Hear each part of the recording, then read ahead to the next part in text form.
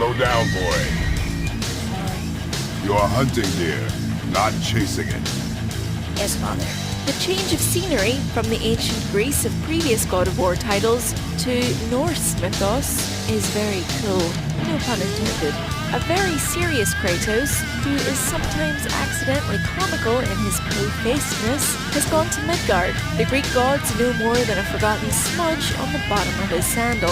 Not only is this shift in location great from a story perspective, opening the series up to new interpretations of some fascinating Norse myths and legends, it has possibly given this new God of War license to be the most beautiful in the series so far, with jaw-dropping vistas glinting in the distance, twisted mountains looming up the path ahead, and fresh snow crunching underfoot. Norse mythology also means a shift in past, and some new gods to kill. And there are some great new gods here, real gods, meaning they are sleazy, compromised, corrupt, really quite horrible actually. They're very human, in other words. We do what we please, boy. No excuses.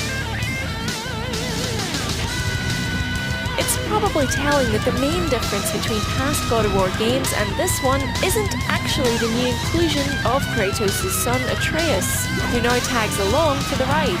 The main difference is one of perspective. In previous God of War games, you were big, but the world was bigger.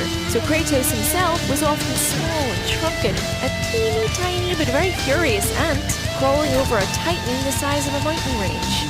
Here, Kratos is given real stature, and from the very beginning of the game, you're made to notice it. The camera moves in and stays close, and you often see Kratos from his son's perspective. He's huge and impressive and a little bit scary. You see the rest of the world, however, from over Kratos' shoulder, and the world is even more impressive in its tiniest details. Silver birch trees have peeling strips of bark, rocks have little cracks running through them. And this is the best thing that the shift in camera focus does for God of War. These games have always been graphical showcases, and they've always pushed the boat out when it comes to gigantic displays of strength and spectacle. This time though, the things that the game wants us to look at and be impressed by have changed. There are still gigantic set pieces, of course, but God of War has also learned to look at the other end of the scale, developing an eye for the smaller things, which of course makes the big things all the more awe-inspiring when they do come along. Allow yourself to feel for them. Bring not.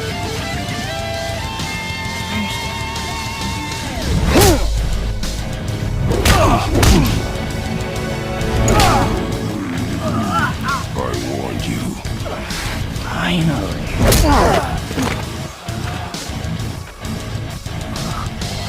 You would not listen.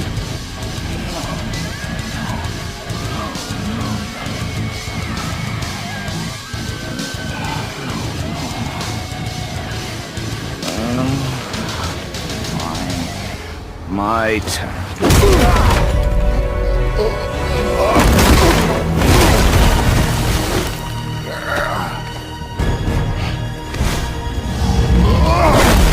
In addition to the old God of War sense of scale, this newest iteration has also got the old God of War sense of pace, which for the most part is hurtling straight ahead as fast as it possibly can, with as much glitz and gore as it can manage. The result is there's very little time to catch your breath, which we're fine with. 1 minute you're doing something bombastic and absolutely crazy, but in 10 minutes from now, things will have escalated so much that whatever you were doing before will feel pretty tame by comparison. Just another highlight amidst an endless highlight reel. It's almost difficult to keep up, but that was always the beauty of the older games. You were too busy ripping gods apart to stop and think about it all. The games as a whole were one big blood haze after another. Are you even trying?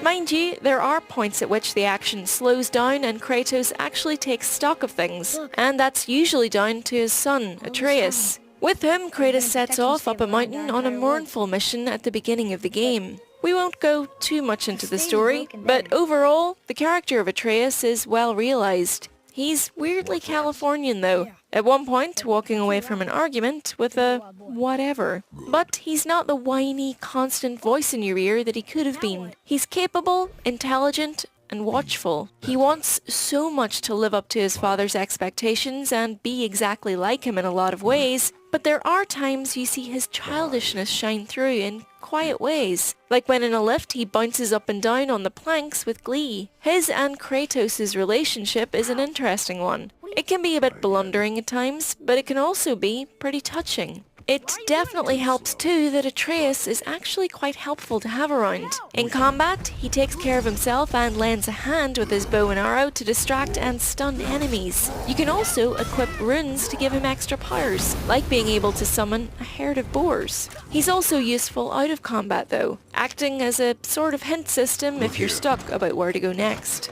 Oh look! It's Skull and Hati, the giant wolves who chase the sun and moon.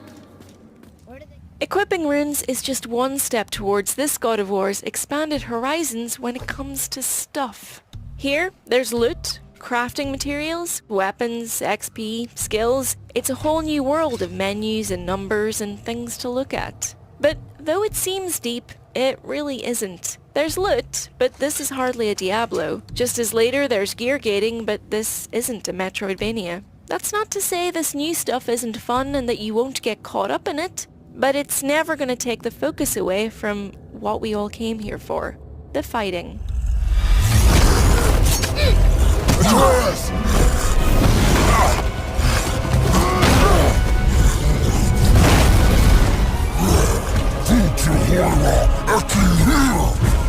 We're gonna fight that? We have no choice. As you'd expect, the combat is where God of War really shines. Kratos grabs a hold of enemies and they explode in big globs of Lucozade. Every encounter, from huge battles to lowly Draugr brawls, feel real and weighty and satisfying. The Leviathan axe, a new weapon for a slightly more civilized age, is perhaps not quite as much fun as the chains. But the game does manage to mix things up in its second half, and the touch of allowing Kratos to summon the axe back to his hand at any moment really does feel as badass from the first to the 100th time you do it.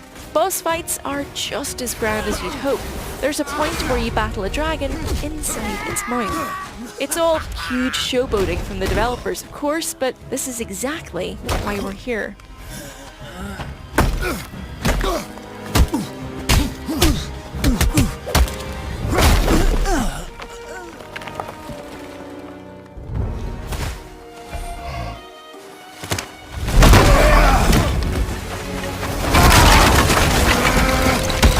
The thing we weren't so taken by, however, is the story. Overall, it's dull and heavy-handed at times, though that's not to say it can't be affecting too. The truly great motion capture and naturalistic voice acting go a long way to making up for the fact that God of War's storytelling is, at its heart, a frustratingly chugging series of goals and roadblocks. That said, there's a great sense of ambition in its goal of being a single-take game where everything plays out as a single continuous shot. It's a cool idea that works in a lot of places, but it also serves to remind you that editing was created for a reason, and sometimes scenes are overlong and feel a little padded. In the grand scheme of things, it's a minor nitpick, and on a technical and an artistic level, it's an impressive achievement for sure.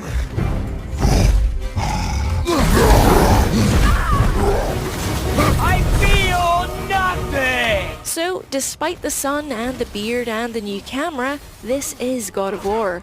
There are light environmental puzzles interrupted with spectacle and combat. The world is a little more open, and there are side quests, but really, it's more a load of extremely pretty corridors connecting hubs and battle arenas. The main thing is, this God of War is honestly the same formula that God of War fans love, partially hidden beneath some pretty good new ideas. And if you focus too much on those, it might seem that Kratos has gone soft or that the series has lost touch with what once made it great. But the reality is, this is still a game about lavish technology and artistry used to great effect to summon up very simple, primal pleasures like ripping bad guys in half with your bare hands. Which is exactly what we wanted, really.